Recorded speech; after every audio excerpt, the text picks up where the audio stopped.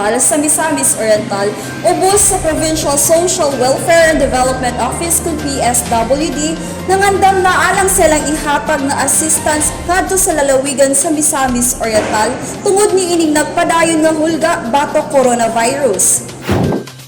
Matod ni Junly Mar Abella, ang PSWD officer, nangandam na ang buhatan sa pagpanghatag ug hinabang, apan prioridad ni ini ang mga kabus nga mas nanginahanglan, hilabi na ang mga senior citizens nga maay vulnerable kung daling mataptan sa nasampit nga virus.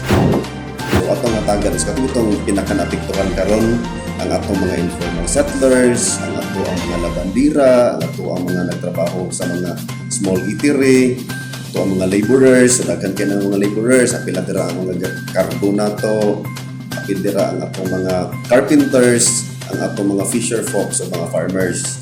So dito ta nakadirekta og ato atong hatag priority of course ang atong mga senior citizens, ang mga PWD, kay mo magini sa mga sektor kung na-focus sa ato ang opisina.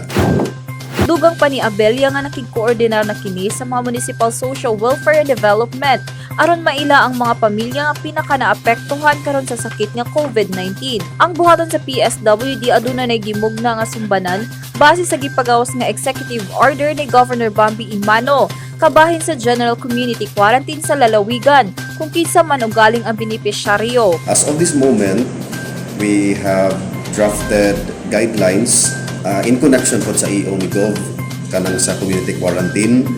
So natay guidelines ng libuhat kung kinsa po tong ato ang mga client or beneficiaries nga hatagan.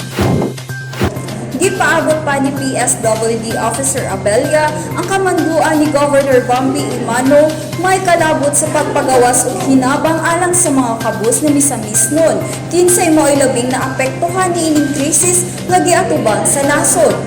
Ako silang po akal ipanag alang sa limpyo ug matarong nga panggobyerno padayon Pilipino.